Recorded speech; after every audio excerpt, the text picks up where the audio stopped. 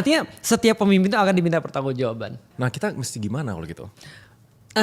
Jujur ya, saran yang paling common, yang paling common. Dan ini orang-orang kuat. Orang-orang yang asetnya mungkin triliunan, orang punya posisi tertentu. Lu ngapain sih idealis? Lu ngapain sih jadi orang baik? Udah jelas sistemnya kayak gini. Ikut arus saja. Ikut arus saja. Tapi pertanyaannya, di satu sisi ngejaga diri. Soalnya mama juga ngomel-ngomel terus kalau misalnya tiba-tiba kayak, Re kamu terlalu vokal gitu kan. Tapi di satu sisi punya idealismenya untuk kayak ini kebenarannya tuh begini gitu menurut gua. Harusnya tuh kita nggak boleh kayak gini, kayak menormalisasi suap, menormalisasi keburukan. Iya itu nggak. Kayaknya mama lu sama mama gue kalau ketemu kayaknya temenan. Kayaknya. Nah karena mama gue juga ngomong gitu. Udah Lalik ngapain sih udah sakit jantung. Tapi kan aku udah pernah bilang ya bahwasanya aku bisa aja untuk mengatakan bahwasanya aku bisa menormalisasi semua ini. Tapi tau gak yang paling ngeri bagi aku apa? Lebih daripada ketika aku menyatakan sesuatu yang benar.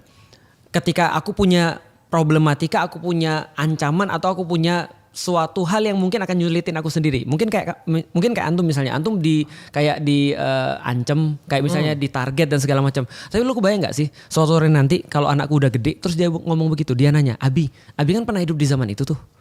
Kondisinya begini Bi. Abi kan tahu yang mana yang benar yang mana yang salah. Kenapa Abi nggak ngomong? Ini kan tanggung jawab sejarah nih masalahnya. Artinya gini, sebagaimana aku sudah dikasih tahu yang benar, maka tugasku ngasih tahu yang benar ke bawah. Kalau nilai ini sudah nggak ada, maka kita cuma mewariskan sesuatu yang nggak benar. Kalau kita hilang, setidaknya ada satu contoh. Suatu waktu Imam Ahmad bin Hambal itu dipenjara, dicemeti sampai tangannya itu nggak bisa dinaikin ke atas sampai sholatnya begini. Kan harusnya sholatnya begini tuh. Dia nggak bisa naikin tangannya dan disiksa tiap hari dicambuk sehari 3 kali. Karena dia mengatakan Al-Quran bukan makhluk. Sementara pemerintah pada saat itu mengatakan Al-Quran itu makhluk. Nah ini nanti bahasanya kapan-kapan lebih lengkapnya. Tapi intinya dia melawan pemerintah. Dia mengatakan sesuatu yang benar. Dan dia dipenjara dan dicambuk gara-gara itu. Satu sipir penjara itu sangat pro sama dia. Lalu dia bilang gini, Imam udahlah akuin aja kalau kamu salah. Minimal kamu bisa pulang gak usah disiksa. Aku gak nahan, gak bisa tahan lihat kamu tersisa kayak begini. Jawabannya sederhana. Dia bilang sipir coba lihat ke luar jendela. Kamu lihat apa? Sipir penjara bilang, aku lihat orang-orang Baghdad di depan pintu-pintu mereka. Dengan catatan-catatan di tangan-tangan mereka dan pena di tangan kanan mereka. Menunggu apa yang Ahmad lakukan. Paham gak maksudnya? Lalu Imam Ahmad bilang begini, lalu pantaskah sementara Ahmad selamat dan mereka sesat? Paham gak sih maksudnya? Paham. Diri kita nih apa sih? Kita cuma satu orang kan? Iya. Tapi ingat loh, satu orang tuh bisa membuat satu perbedaan. Ngapain Batman? Lu kan bilang Batman kan? Batman. Bruce Wayne tuh cuma satu orang. Tapi Batman bukan satu orang. Gila, gue baru ngomongin ini di podcast lain lagi. Bener. Oh iya? Iya, di podcast lain kenapa gue suka banget Batman. Betul. Kayak sengaja beli jam tangan ini yang Batman. Itu Batman? Batman ini Rolex wow. Batman. Oh gitu. Gak KW ya? Gue tahu. Iya. Karena gue percaya nilai itu. Betul. Karena ada quote juga di film terkenal V for Vendetta. Gue belum nonton tapi aku nonton lagi nih. Yang ideas like virus. Ya. Ide itu bakal bertahan gitu. Betul. Idea stays. Gitu. Betul. Itu aku pakai di Instagramku. Oh di bio People ya. change, idea stays. Artinya itu kan juga disampaikan di film ini Inception. Dia bilang idea is like virus.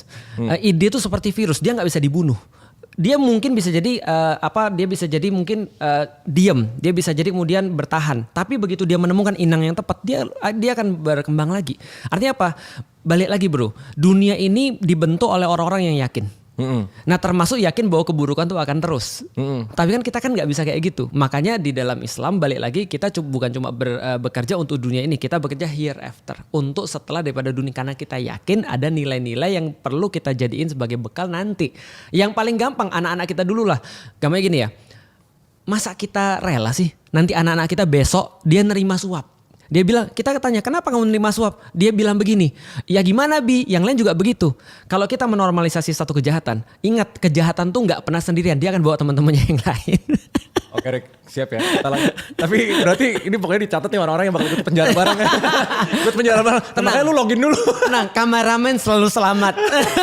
Ini kameramannya gue publikin soalnya. Jadi gue make sure semua orang tahu kalau gue masuk dia kena. Part of content ya. Iya.